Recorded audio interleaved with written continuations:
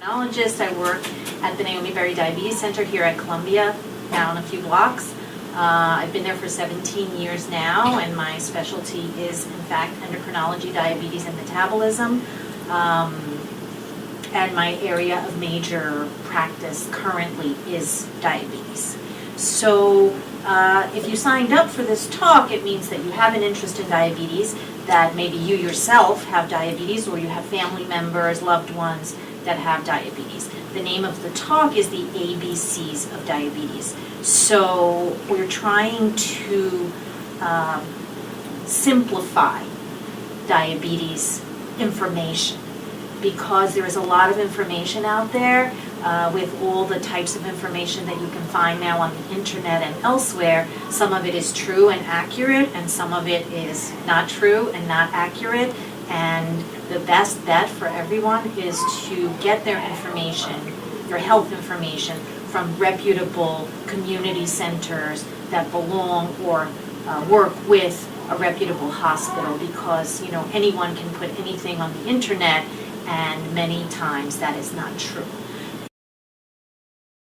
Okay, so the ABCs of type 2 diabetes. So everything that I'm going to say today is specific to type 2 diabetes, not to type 1 diabetes. I'm just going to make that, I will sort of point out a few places where we'll briefly talk about both types, but everything is basically about type 2 diabetes. So the objectives are to understand the impact of type 2 diabetes on a global level, because diabetes has become a global problem. The prevalence is increasing in every country all around the world. Also on a local and an individual level, how diabetes will impact each and every one of those who has diabetes. We'd like to talk about the impact of diabetes on your everyday life, but also on your long-term health. The ABCs of diabetes are A1C, which is a measure of long-term control of blood sugar. The B stands for blood pressure, and the C stands for cholesterol. The current guidelines show that to properly treat type 2 diabetes, you can't only treat the blood sugar. You have to treat the blood pressure and the cholesterol as well. And I also want to let you know how you can improve your diabetes care, or the care of someone you love, with the help of the diabetes team. So what is type 2 diabetes? It's a metabolic disorder. That's why my specialty is called diabetes, endocrinology, and metabolism, because it's a metabolic disorder that disrupts the way, or causes problems with the way, that your body uses glucose. But it also causes problems with the processing and storage of other forms of energy, such as fat. Sugar can enter the cells with the help of a hormone called insulin.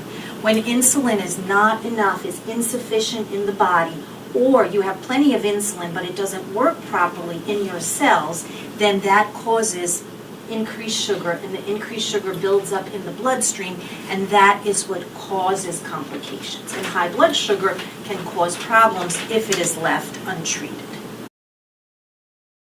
So the number of people with type 2 diabetes is increasing in every country. The numbers are staggering.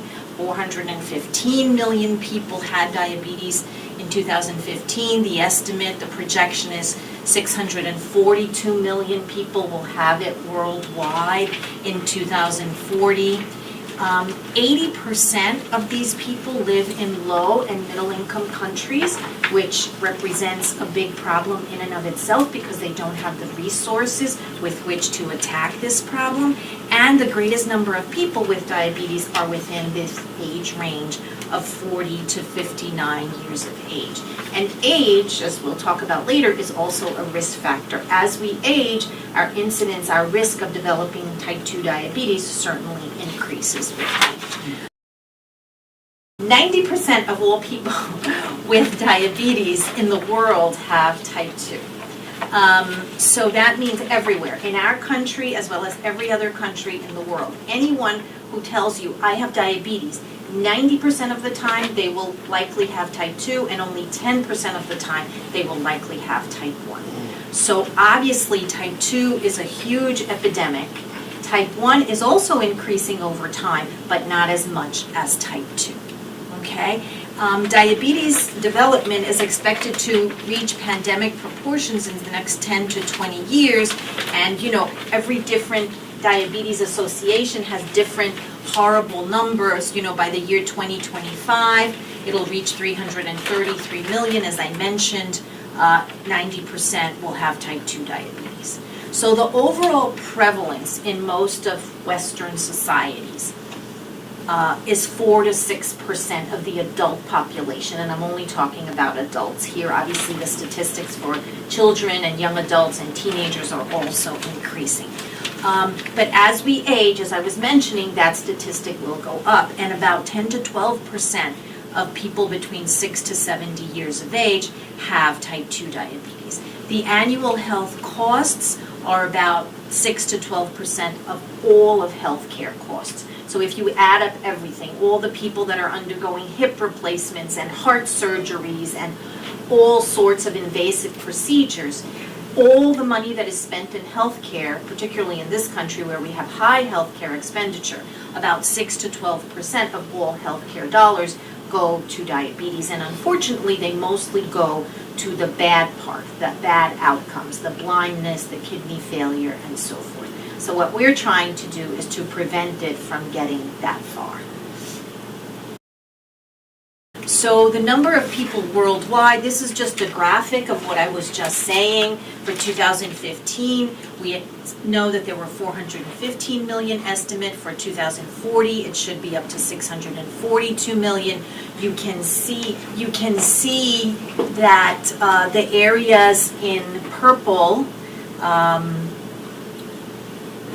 are sort of the highest, but we also see that Southeast Asia, like India, has a high prevalence, the Western Pacific as well, and Europe also. So the North America, where we are in the Caribbean, we expect by 2040 that 60 million people will have type 2 diabetes. These statistics show that 12 to 14% of U.S. adults for 2014 were classified as diabetic, but over a third of people also had pre-diabetes. The other thing we need to understand is that diabetes is a global phenomenon, but also a local phenomenon. And it varies locally in our different communities. For example, depending on the population, the ethnicity, the ethnic composition of the population, for example, in areas of New York like the Bronx, we have a very high incidence of type 2 diabetes. So the top 10 countries across the world for incidence, for number of adults with diabetes, obviously some of these numbers just depend on the size of the country, right? Because the bigger the country and the percentages stay the same, so the number, the absolute number of millions will be very high. So in China, 109 million, India 69, and then the United States with 29.3 million. You can see that other countries in the Indian subcontinent and some Latin American countries also like Mexico and Brazil have quite high incidence. So this is the prevalence of diabetes in adults ages 20 to 79 in 2015. If you can see here, the purple colors represent the highest numbers, and the dark purple means, or any purple, means that you have at least more than 9% of the population in those countries has diabetes. So if we round it up, we can say that in our country, it's about 10 to 12%.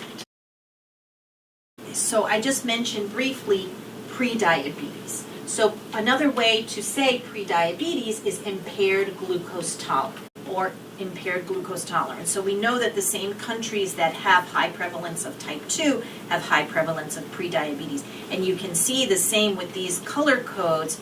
If they're purple or dark purple, they have over 12% of incidence of pre-diabetes.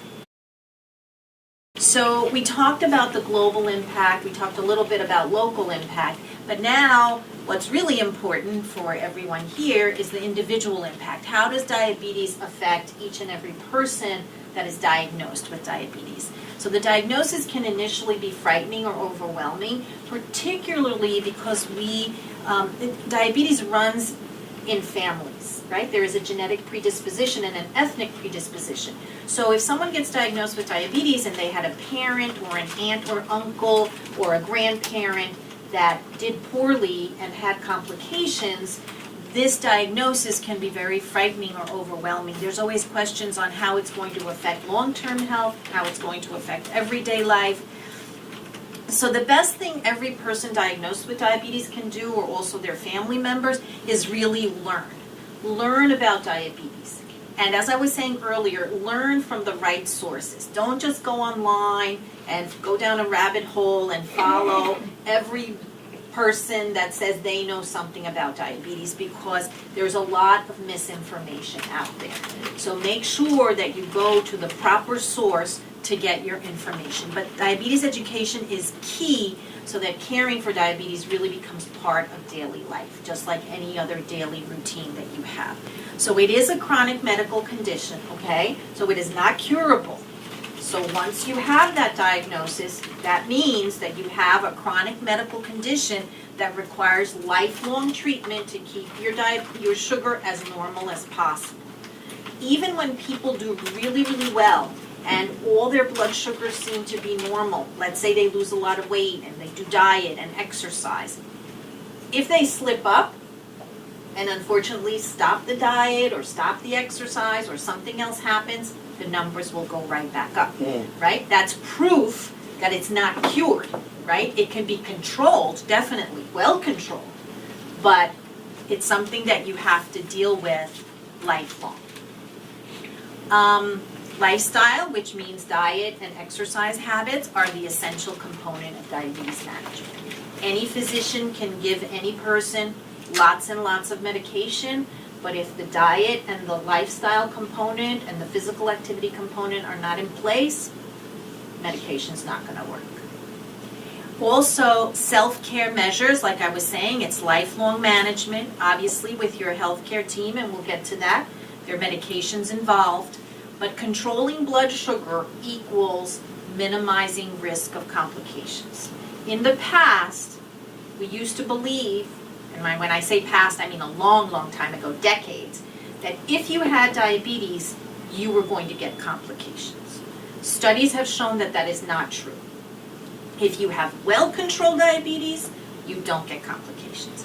If you have poorly controlled diabetes, that's when you get the complications. So it's not the diabetes, it's the level of control. Okay. So what are the causes of type 2 diabetes? I was just mentioning it runs in families. So there's a genetic cause, right? If anyone has a family member with type 2, or even with obesity, with high blood pressure, with high cholesterol, if you're the sibling or a child of a person with diabetes, if you're in a certain ethnic group of Hispanic, African, or Asian descent, all of those are genetic reasons, genetic risk factors through which you have a higher incidence of developing type 2 diabetes. Also lifestyle. If you have an unhealthy diet, if you don't have enough exercise, if you've gained weight over the course of years, those are also reasons that you can develop type 2 diabetes.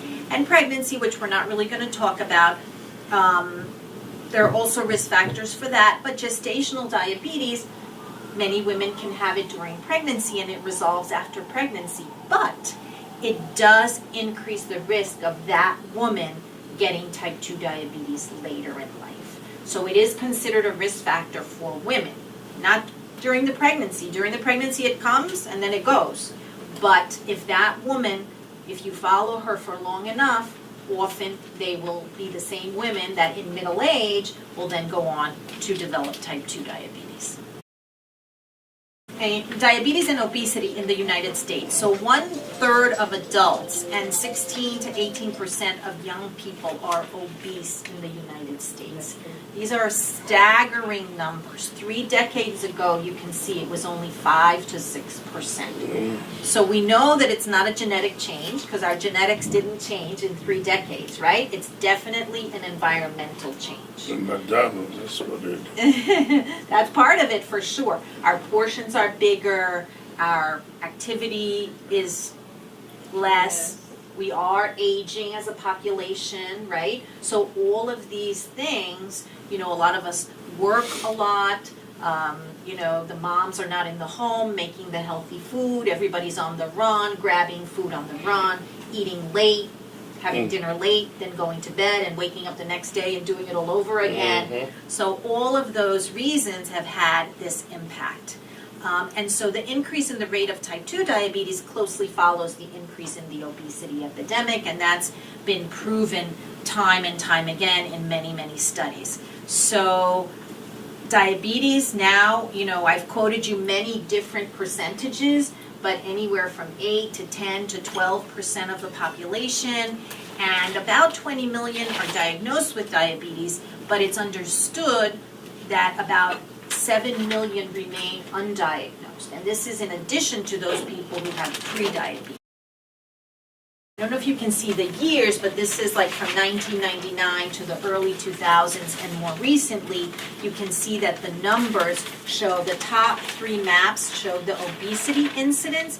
You see that it's been, earlier on, it was less than 14% in most places, where now it's greater than 26% in most places, in most states in the country. And on the lower panel, that's the incidence of diabetes, you can see that in the earlier years, it was less than 4.5%, and by now, it's greater than 9% in most states in the country. So those 2 epidemics we know that go hand in hand, and that is in adults. So how do we diagnose type 2 diabetes? So what are the symptoms? We've all probably heard about them before: frequent urination, thirst, blurred vision, but most patients are really diagnosed with no symptoms at all, which is why it is so important to make the diagnosis. Many people sort of just feel maybe they don't feel well, they can't really put their finger on what they're feeling, they don't have an exact symptom. Maybe since they're also aging, they think, well, I'm just getting older, maybe I just have no energy because I'm getting older. And that's why it is so important to have a yearly physical, because on a yearly physical is where most patients can get the early diagnosis of type 2 diabetes with a laboratory test. So the laboratory test would be a random blood glucose, so blood drawn from the vein, usually in the arm, with a blood glucose above 200. Doesn't matter when your last meal was, you don't have to be fasting, no preparation at all. If you're getting fasting blood tests, then it would be a fasting blood sugar above 126, or if for some reason your doctor is doing a hemoglobin A1C test, the diagnosis would be 6.5% or higher. There's also another way to diagnose. It's a little more old-fashioned way, and it's only used mostly in pregnant women nowadays, which is an oral glucose tolerance test, where you go to the doctor's office, they check your blood, then they make you drink 75 grams of a very sweet beverage called glucola, and then they test your blood sugar at 1 hour and at 2 hours after you drank it, and they see what the curve is as far as how your blood sugars rise. What is normal? A fasting blood sugar below 100 is considered normal. Now, if you're following me, before I said that the diagnosis of fasting blood sugar is 126. And now I'm saying that normal is below 100. So what happens between 100 and 126? It's a little bit of a gray area, and it's what we call impaired glucose tolerance, impaired fasting glucose, or in general, pre-diabetes. So if you're below 100, you know you're absolutely normal. If you're above 126, you know you have diabetes. But if you're in between, sometimes the test has to be redone on a different day, under a little bit of a different circumstance, to be 100% sure. And a hemoglobin A1C below 5.6 is considered absolutely normal. The hemoglobin A1C is an average of the previous 3 months' blood sugar. So it is the fasting glucose is just a point in time of your blood sugar, right? But the blood sugar goes up and down throughout the day. So we help ourselves with the hemoglobin A1C because it gives us a long-term average over 3 months. But blacks are higher on A1C, isn't that correct? Well, there are some ethnic variations, but this is sort of the standard overall. Okay. And then that can be individualized. So the question is, am I at increased risk for developing type 2, right? So if you have an impaired fasting glucose, which is what I was just mentioning, if you're between 100 and 125, right? Because if you're below 100, we said you're normal. If you're above 126 or above, you have diabetes. So this, if you've ever had a blood test and your fasting was 110, it may sound pretty good, but maybe there's a little something there, right? In the oral glucose tolerance test, there are also ways to define impaired glucose tolerance. If they check your blood sugar 2 hours after you drank the sweet glucola and it's above 200, then you know you have diabetes. If it's below 140, then you don't have diabetes. But if it's between 140 and 199 after 2 hours, again, you're in a high-risk category. You're not diagnosed, but you're in a high-risk category. Same thing with the A1C. I said if you're 5.6 or below, you're normal. If you're 6.5 or above, you're diabetic. If you're in between, what are you, right? So you're at high risk. You may be pre-diabetic. So these categories of pre-diabetes mean, how does that impact you? It means that 25% of the people that have anything in that gray area will go on to develop actual type 2 diabetes in the next 3 to 5 years. Okay? It can't go down? The 5.7 can't go down? It can go down, and we'll talk about how to get it to go down. Oh, okay. Yeah. So diabetes, diet, and weight. So weight is a direct reflection of how much you eat and how active you are. And as we saw from the maps that I showed you, many people with diabetes are overweight. Now, losing even 5 to 10% of weight, of your body weight, can improve your blood sugar, can improve your blood pressure, can improve your cholesterol. So how do you do that, right? Easier said than done.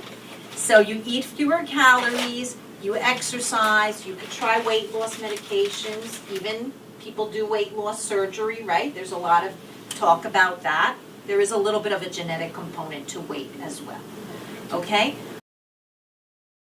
Right? How many calories should people consume? So men and active women, 15 calories per pound. Most women and sedentary men, and if you're over 55, you get a little bit less, so only 13 calories per pound. Then sedentary women and obese adults, only 10 calories per pound, right? Because the more you weigh, it goes down. Pregnant women, lactating women can consume more, right? Because they have a baby growing or they're nursing a baby. So then to lose 1 to 2 pounds per week, you can calculate your total, and then you have to subtract 500 to 1,000 calories per day. So let's say, I'm going to do it on my calculator. What should we say? A man who weighs 250 pounds, right? So gets 15 calories per pound, so that's 250 times 15. So 3,750 calories a day. That's a lot, right? But if that person weighs 250 pounds, they probably want to lose a little weight. So they would need to subtract from this 500 to 1,000 calories a day to be able to lose weight, right? If they stay close to this number, they won't be losing any weight. And if they eat more than this number, obviously they'll be gaining weight, right? So let's say you subtract 1,000, so that would be 2,750 calories a day. That's a lot of food. But if people are used to eating a lot, then maybe it's not that much food, right? Let's do a different example. If you have a woman, so most women, right? How much? I don't know, let's say 190 pounds, right? A little overweight. Times 13, that would be 2,470 calories now, right? So if that person would like to lose weight from 190, let's say we subtract 1,000, so now it's only 1,470 calories a day. It's easy to fill that up if we're not careful, because a lot of the fast foods and things we were talking about, prepared foods, have a lot of calories. So the way to lose calories, right, and not go hungry, because we don't want to be hungry all the time, is to substitute for foods that have large volume and not a lot of calories. And those are always vegetables and fruits too in general, right? So that's the thing. You have to eat more vegetables because there's really sort of no other good way to stay full and cut calories from the total daily calorie intake. You could cut fat a little bit. You could use low-fat dairy and things like that. That helps cut some calories out of the daily intake. But in general, it's a challenge. So the other important thing is to know that people with diabetes or who are overweight or who have a tendency toward diabetes, it's not that you can't eat carbohydrates. Everyone needs to eat carbohydrates because carbohydrates are the main energy source in the diet. And they come from starches, but there's also carbohydrates in vegetables, in fruits, in dairy products, and in many types of sugars. Meats and fats contain no carbohydrates. So the carbohydrate is what impacts the blood glucose level. The meats and the fats don't raise the blood sugar, right? But you need to have the carbohydrates to have energy in your diet. So you need to have a balance, right? So what is recommended is to eat a consistent amount of carbs at each meal. So what that means is that you don't want to have 0 carbohydrates for breakfast, then a little bit of carbohydrates for lunch, and then a bowl of pasta for dinner, right? Because you would be having no carbs through most of your day and then a huge carb load at night. What you want to try to do is you want to spread it out throughout the day so that you want to have protein and healthy fats and a little carb for breakfast, same thing for lunch, and same thing for dinner. So that's the way to really do it. You don't want to have these meals that are, huge amounts of rice and beans, and then another meal that's just scrambled eggs, and then another meal. You know what I mean? It's like you don't want to have these big fluctuations, because big fluctuations in what you're eating are also going to cause big fluctuations in the blood sugar. You want what's called carbohydrate consistency throughout your day, right? So it's not to really say this food is bad, this food is good. And sometimes it's not only important to know what to eat, but also how to combine your foods. And the example I always give is that everybody knows that an apple, right, is healthy and it's good for you, any fruit in general, right? But if you eat an apple by itself and you have diabetes, your blood sugar is going to go up and down. Yep. If you eat an apple and some peanut butter, or an apple and a handful of almonds, your blood sugar will go up, but it's going to go up in a much smoother way. Compensates. Because the absorption of the starch from the apple is going to be tamped down buy the peanut butter, it could be a piece of cheese, it could be the almonds. So anytime that you're thinking about what to eat, you also need to think about how to combine things so that your absorption, you're not just doing this boom with all the starches, right? You sort of have to have it in a combination. And the other thing obviously that helps with absorption is fiber. So if you're going to have something starchy, maybe you want to have a vegetable with it that has a lot of fiber, right? And some healthy fats, like maybe some avocado. You want to really know how to mix and combine your foods rather than saying, oh, I can't have this, I can't have that, I can't have this. So what should I eat, right? There's so many diets out there. Low fat, low carb, Mediterranean, vegetarian. Now there's vegan, there's paleo, there's keto, there's everything, right? But there are some principles that cover a regular healthy diet that anyone can follow. The Mediterranean is very healthy. So you need carbohydrates from fruits, vegetables, whole grains, legumes, low-fat milk, low-fat dairy. That's where you're going to get your carbohydrates. You're going to avoid saturated fat.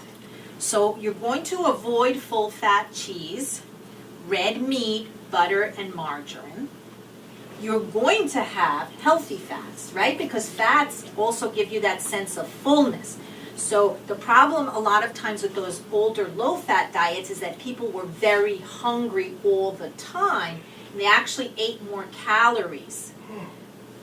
Healthy fats, fish, olive oil, nuts, avocado, all the things we were just mentioning. You can obviously consume lean meats, right?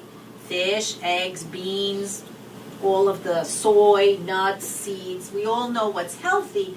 The problem is trying to get a little bit of it at each meal and cutting the carbs. I was just mentioning, I forgot to say it in English, that eggs got like a bad rap a few years ago, but now we realize that they're not as bad for cholesterol in particular as was once thought, so that they are a good source of protein actually, particularly if you don't eat all egg yolks, but if you eat more egg whites than yolks, it's actually a pretty good source of protein. So it shouldn't be. It shouldn't be avoided, like we were saying, like a decade ago we were saying avoid. High fiber. You want to have more than 25 to 30 grams of fiber per day. You want a low sodium diet and artificial sweeteners, which everyone always asks about. So all of these sweeteners are FDA approved, right, to be eaten in small quantities, okay? They do not cause any harm. There were some old studies with saccharin in mice that thought caused some harm, but it's understood now that in small amounts, these sweeteners, in your coffee, in your tea, something minimal, they don't cause a problem. And optional are diet soda, sugar-free gelatin, sugar-free gum. Some people are sensitive to these sweeteners that are used in this type of, sugar substitute.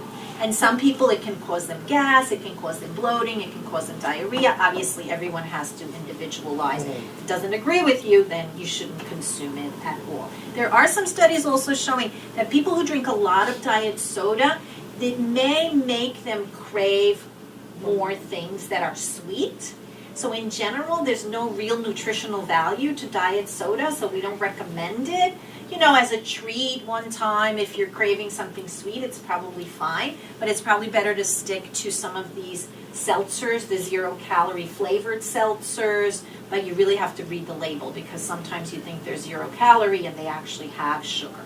So that's really the most important thing.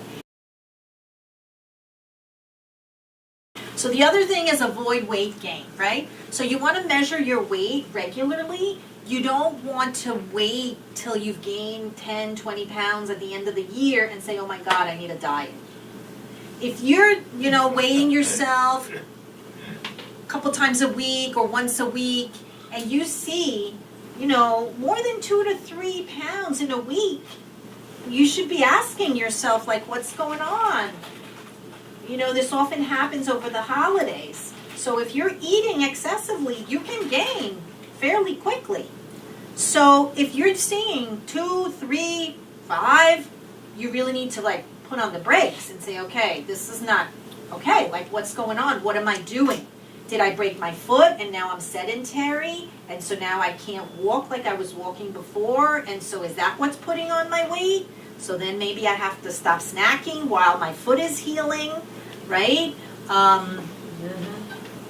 Or, you know, am I just indulging in that donut every morning that I really need to cut that out? You know, you really sort of have to do a little self-analysis to see why the trend is what it is.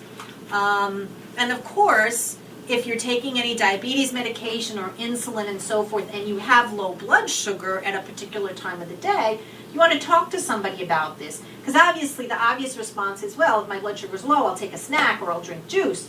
But then those are calories that you don't want, right? So then it's sort of like you're shooting yourself in the foot. You're on these medications to get you better, and yet your sugar's low, and then you're adding more calories to yourself, and then it's worse, right? So anytime that someone is on medication and they're having lows, it's better to lower the medication than have a snack.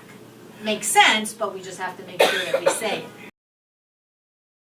it. Okay, so exercise. The recommendations are 30 minutes on moderate most days of the week. Obviously, you want to, you know, not go from 0 to running a marathon right away, so you have to use your judgment. Wear proper foot gear. You don't want to get injured. You have to drink adequate liquids to prevent dehydration. And of course, again, if you take insulin or other diabetes medications, you should check a finger stick before you start, after you end, and you should have a snack or some juice or some glucose tablets, because you never know if you're going to have a bit of a low sugar after exercise. Stop smoking. The most important thing people can do if they have diabetes and they smoke is to stop smoking, right? Smokers have an increased risk of heart attack, stroke, and death, kidney disease, all the other bad things, many of which also come from diabetes. So if you have diabetes and you smoke, it's a double whammy, and you definitely don't want to do that. Okay? And there are plenty of local support groups, nicotine replacement treatments, and many options nowadays to stop smoking. Self-care. So the most important thing about diabetes is self-care, because no matter how much time you spend with your doctor, your nurse, or anyone else, when you walk out the door, it's all on you, right? It's definitely all on you. You have to monitor your glucose, monitor your weight, check your feet, have a healthy lifestyle, diet, physical activity, stop smoking, like we just said. Your diabetes team, you're the main participant, but you definitely need regular visits to your doctor, nurse practitioner, dietitian. You need to get your information from the right sources, as I said at the beginning of this talk, your eye doctor, and they will make a plan, and then at every visit you reevaluate that plan. Did you meet your goals? Did you not? What can change? How can you improve? What medications can be changed? Did you have a side effect? All of these things, you need your diabetes team. You can write things down. That's helpful to some people to keep on track. You have to try and streamline your schedule. We're all busy, so we're all doing a million other things besides taking care of diabetes. But the most important thing is really to be persistent. I don't want to focus too much on the complications because, as I said at the beginning, good control means lack of complications. So I'd rather focus on being in good control, and the complications will take care of themselves, so to speak. But definitely diabetes uncontrolled can cause many problems in every organ system in the body, from the brain to the heart to the kidneys to the feet, the eyes, everything. So these are caused by the effect of high blood sugar on all blood vessels in the body, right? Because the blood sugar is in the blood and it's circulating and bathing all the blood vessels. So there's no area that is exempt of the damage of the high blood sugar, okay? So we prevent all of this by controlling the ABCs, A1C, blood pressure, cholesterol, and by having consistent medical care. Monitoring blood sugar levels, fasting at home, so it should be in between the 80 to 120. Although as we age, we individualize that a little bit. Sometimes 80 may be a little bit on the low side, so we may do maybe 100 to 140 or something like that. The A1C ideally should be below 7, which is consistent with an average glucose throughout the day of 150. And this provides information, as I said before, about the average over the course of 3 months. Control blood pressure. Obviously, you have to control blood pressure to prevent heart attack, stroke, heart failure, kidney, eye complications. The optimal blood pressure is below 130/90. We need to screen for protein. We want to do a low salt diet, which is a diet that has below 2,000 to 2,300 milligrams of sodium per day. Eat more fruit, vegetables, fish, fiber. I think this is sort of a repeat of what we've already talked about. The healthy diet is the healthy diet. It works for diabetes, it works for blood pressure, and it works for cholesterol. So again, kind of the cholesterol increase the risk of cardiovascular disease. What are the risk factors? Male, gender, family history of heart disease, and age. The cholesterol levels that we want are a total cholesterol below 200, an LDL, which is the so-called bad cholesterol, below 100, and the HDL, the goal is above 40, because we want the good one to be as high as possible, but above 60 would be considered excellent, and triglycerides should be below 150.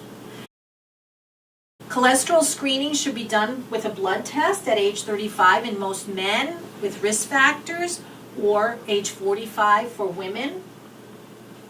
And if it's normal, every 5 years, or at shorter intervals, depending. If the person is overweight, you might want to do it more often. If they have diabetes, which is also a risk factor, you want to do it more often. This is my last slide. And again, it's sort of the same thing that I was trying to impress upon you, that good glycemic control prevents complications. These are several studies that have been done since the 90s, and they show that with lowering your A1C in all of them from 9 or from 8 to 7 reduces the risk of microvascular complications, what we call microvascular complications. Retinopathy, which is eye disease, nephropathy, which is kidney disease, and neuropathy, which is problems with the nerve endings, particularly of the feet, that can cause amputations. So all of these are reduced if your A1C goes to 7. If you start out at 9 and you get to 8, you reduce it a little bit. If you get to 7, you reduce it even more. So any improvement in A1C is always going to benefit you from developing or worsening complications, okay?